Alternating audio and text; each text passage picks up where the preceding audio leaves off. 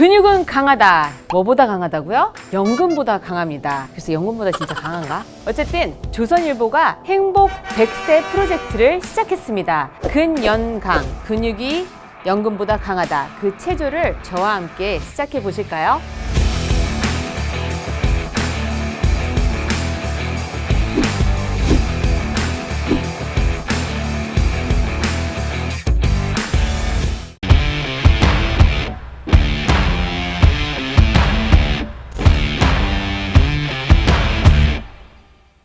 네, 여러분 안녕하십니까. 북한이 오늘 새벽 또다시 미사일 2발을 동해 쪽으로 발사를 했습니다. 430km를 날아갔습니다. 합동참모본부는 미상발사체라고 했습니다. 북한은 지난 5월 9일이죠.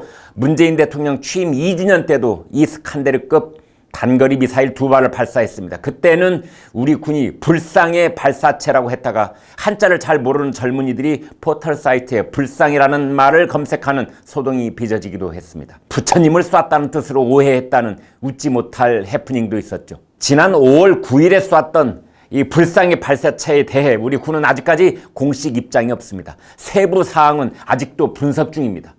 솔직히 말하면 이런 군 발표를 믿는 국민은 거의 없을 것입니다.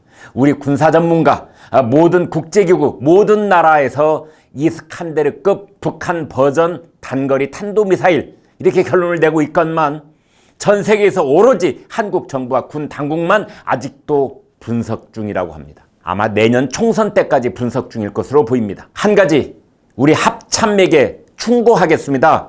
미상발사체, 불상발사체 이런 표현은 일본말에서 온 것입니다. 미상은 미쇼, 불상은 후쇼, 발사체는 핫샤이타이 이런 말에 해당합니다.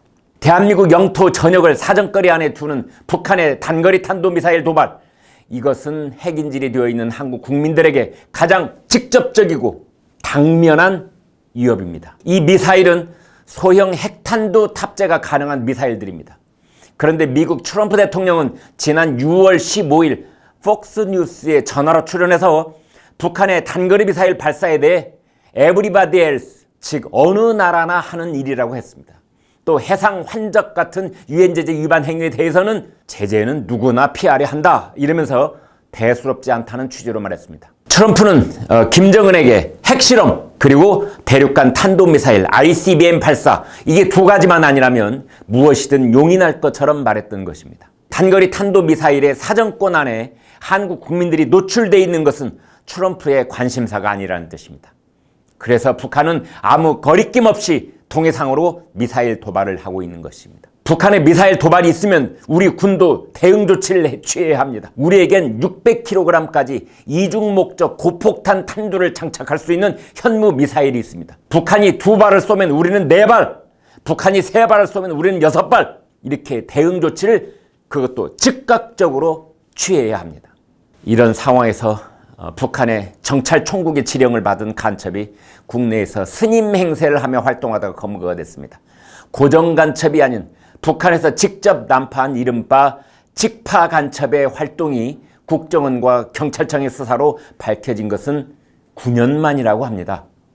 이 사람은 서아시아의 한 국가에서 국적을 세탁하고 제주도를 통해서 한국에 들어온 것으로 알려졌습니다. 스님 행세를 하면서 불교계에 잠입해 활동을 하려 했던 게 아닌가 수사 중입니다. 고정 간첩이나 포섭 간첩이 아니라 직파 간첩은 2010년이었죠. 고 황장엽 전 노동당 비서를 암살을 하러 난파된 동명관 김명호 둘이 있었습니다.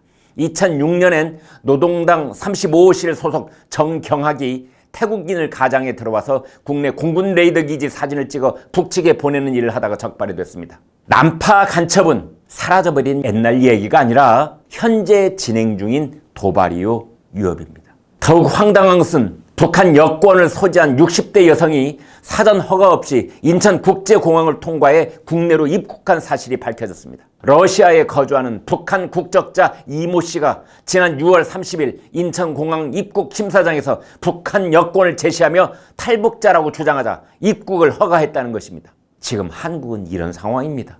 북한은 8월로 예정된 한미연합훈련을 문제 삼으며 문재인 정부가 세계 식량 계획을 통해 지원하려던 쌀 5만 톤을 받지 않겠다며 걷어찼습니다. 문재인 정부는 인도적 지원은 대북 제재 위반이 아니라면서 국제사회를 설득하고 트럼프 대통령에게 지원을 요청하기도 했습니다. 그런데 북한이 이것을 걷어찬 것입니다. 주겠다는 쪽이 오히려 사정을 하고 고개를 숙이고 받아야 하는 쪽에서 거드름을 피우는, 전 세계 어느 곳에서도 볼 수 없는 오로지 남북 관계에서만 벌어지는 희한한 광경이 올시다. 북한 김정은에게 문재인 대통령과 한국은 안중에도 없을 뿐더러 최소한의 예의를 차릴 생각도 없는 게 아닌가 합니다. 네, 또한 북한이 정말 식량난을 겪고 있는 것인지 의심스럽다는 말도 나옵니다. 북한은 지난 1분기 식량보다는 과일이나 담배 같은 것을 더 많이 수입했습니다. 장마당 쌀값도 변동이 없습니다. 북한의 쌀 136만 톤이 부족하다는 세계 식량 계획 발표가 고개를 갸웃하게 하는 것입니다. 북한은 김정은이 최근 러시아의 골프급 3,500톤급 잠수함을 개조한 신형 잠수함을 시찰했다고 공개했습니다.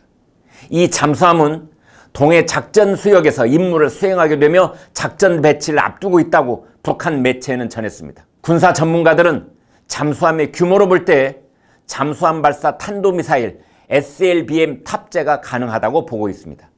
미사일 발사대를 최대 3개까지 늘리는 것으로 분석했습니다. 사태가 이토록 엄중한데 청와대는 러시아 대사관과 영공 침범에 대해 사과를 했느니 안 했느니 이런 논란에 휩싸여 있습니다.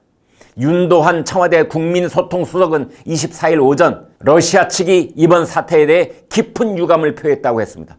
그러자 주한 러시아 대사관은 러시아 항공우주군 군용기의 한국 영공 침범 사실은 확인되지 않았다. 러시아가 기술적 실수로 발생한 23일 사건과 관련해 공식적으로 깊은 유감을 표했다는 윤도한 청와대 국민소통수석의 발표와 관련한 언론 보도는 사실이 아니다. 이렇게 부인을 했습니다. 자, 러시아가 말을 바꾼 것인가? 아니면 청와대 국민소통수석이 사실과 다른 말을 국민들에게 하고 있는 것인가? 이제는 청와대 비서실장 혹은 대통령이 직접 해명해야 합니다. 근육은 강하다. 뭐보다 강하다고요? 연금보다 강합니다. 그래서 연금보다 진짜 강한가? 어쨌든 조선일보가 행복 100세 프로젝트를 시작했습니다. 근연강, 근육이 연금보다 강하다. 그 체조를 저와 함께 시작해 보실까요?